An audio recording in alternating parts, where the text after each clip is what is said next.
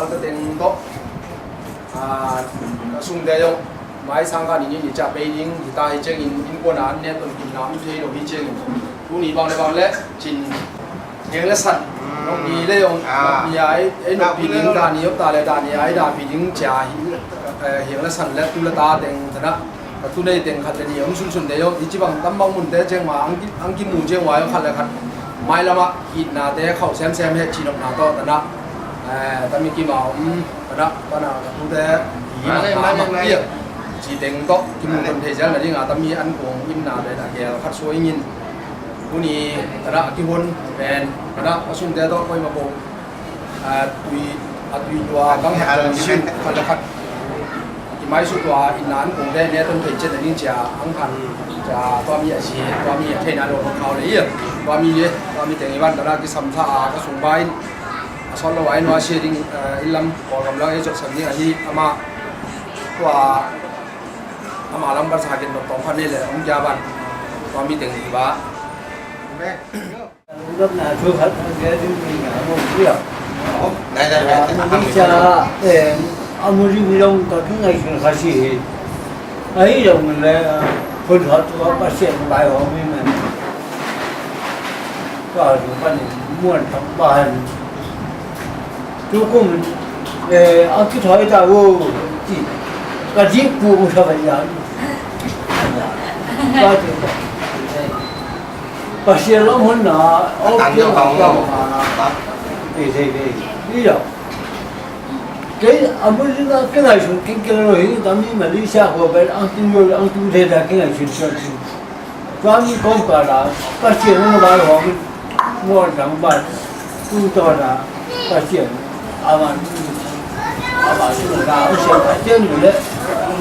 nếu như ấy thì ở trong mình bây giờ và mà làm cái gì bác sĩ mà đi xa không biết sao bây giờ đi hiện cái sao lúc này ông người ta chơi nó bị cái và nó mà bây giờ nghĩ để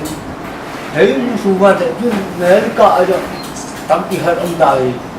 của bây giờ ta lúc cái hạt thì mới vô đời mình là cái gì đó để được tâm lý và chuyện đây phải gì còn để cái nó và chuyện cùng tu ni để cùng sống để cùng hòa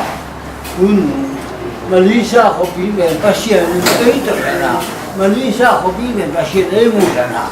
toàn thu bệnh tu gì còn năm nào đối với anh cái lý sinh rồi rằng gì quá tụi nó ta ra chúng ta về thì hiểu là thân tướng ngoài rồi ta bắt chứ ngoài hà là bây giờ muốn làm ba áp lệ thì áp cái gì cứ đi amau cái hạt cái gì ông mới làm cái gì đó là tiền đâu đấy này có bao nhiêu đấy thế còn cái con đi thao nữa đây đi gì chứ đây đi gì chứ là chẳng có khó kỳ là họ được chúa đi chứ anh em cũng nhận là phải bài hôm nay hơi quá chỉ là mình cố dù bảo công tiền cũng cố phụ trách xây dựng hòa và cái chuyện hòa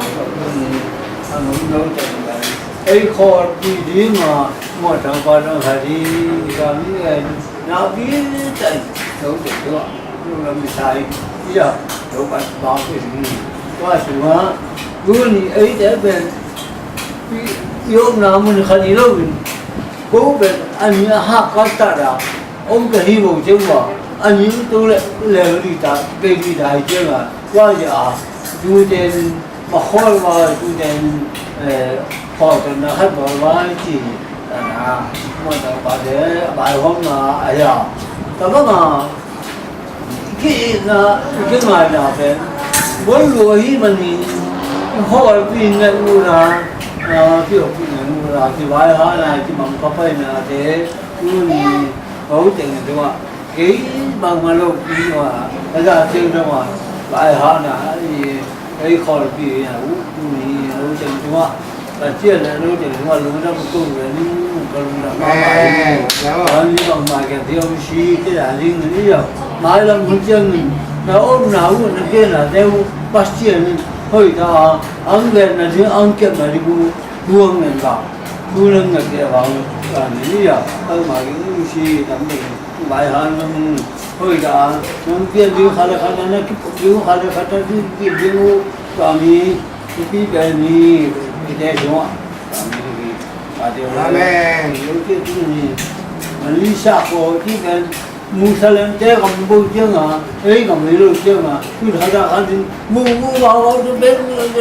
mà nó phải luôn chưa bỏ lại, đi qua tay qua tiền, cứ mà thế,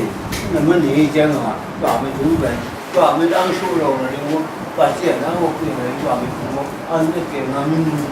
bây giờ, mình cũng là lại. Hallelujah. Cái gì cái bằng mà sinh tôi phải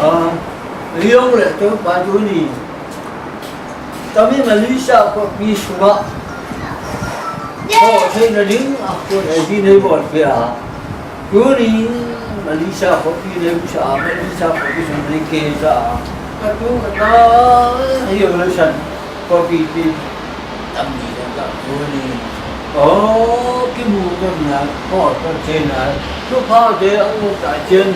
lúc mó ra bây giờ nắm cho cả lùng nằm nó sắp về là nắm cho lùng nằm con cô mà sắp Amen. qua chứ cái là ba này chứ ba cái xe nó cứ đi tâm nên mà đi xa của cái đi về cố cầm gì rồi cố rồi là đi cầm gì rồi Muslim để của ấy Muslim để cầm ấy đi đâu bà tuổi hiện ông gam tâm bi tẩy luôn à gam tâm bi tẩy khi lũ đại hiện ông cái trong hôn này gì gam lấy gì cả vấn cái qua hiện chun tâm bi gam cũng đi thế ấy là lại đó giao hồi na tâm bi ta ông thấy à giao hồi na tâm bi ta ông để cái gì qua hiện chỗ bà chúa này ra mới giao hồi là thế ta là ông là đó tôi là trả tiền mà ấy chỗ bao ta mới giao hồi là thế ama số hà luôn này ama số hà luôn này ama thì anh số hà luôn này cố để được số vì nó là hiền mà có vì nó bền vậy chỗ bà ăn bền cũng gì mà ra nó bền thế mua được khá lâu đi qua mình hôi pin ta na ông là đó tiêu xí nó luôn là dính mình lúc bỏ những mà được cái là con mình nó sao ý hơi cho hay là cái đồ quá lúc đã được thì là đi lúc muốn xin được máu thì là đi chứ là này sẽ muốn là thế do là đi tôi bảo những mà thế thì là con mình đi cùng pin đó bảo những mà hơi sao thì bác sĩ đi cũng phi trong tôi bảo anh em sao thì bác sĩ đông nấy coi hiện chuyện anh em sao thì bảo tôi này cầm này đi ta na của chỗ bảo không biết chuyện gì à người sản cầm cái nắm chỗ này cầm mà đi xa qua xung lên mà ông tầm bị tầm cái lâm anh hoa xịt đi là ta nói chuyện mi tâm phiêu mà nuôi là ba ta nói chuyện mi tâm phiêu mà chỗ ba tuổi thì chúng phá kia rồi là đi ở hì ấy là mà lâu là mà cái tang sâm là tiêu rồi là đi ở kia rồi là đi ở hì qua mới thế lúc kia tôi bà năng bài hôm về là gì chú này năng mà được kháng cổ đi qua hì gì chú này chú hun chú vợ tôi bà năng mà hết vì nó khát lồng mà cũng thế là cái gì cũng thế cái là đi bằng mỏng lời cũng thế xua ta là đi bằng mỏng lời nắng mà khát dễ hơn cũng thế xua ta là đi cũng thế lúc năm cái là đi cho ấy giờ chú này nắng mà tâm ý đừng yếu kia nắng vài hôm nắng xếp cả chân là trả đêm mà nung muốn xin mà có cái là lưu có nhau nó có cháu nào ông lo cho đúng không cháu thế nữa không để hồi đã lo thế là đi không để hồi đã đi mình đi đâu qua nó sẽ để hồi đã thà lo thế là đi lo nên tiếng lúc đó phản ứng mà phải nó để nó được cái nó để cái gì đó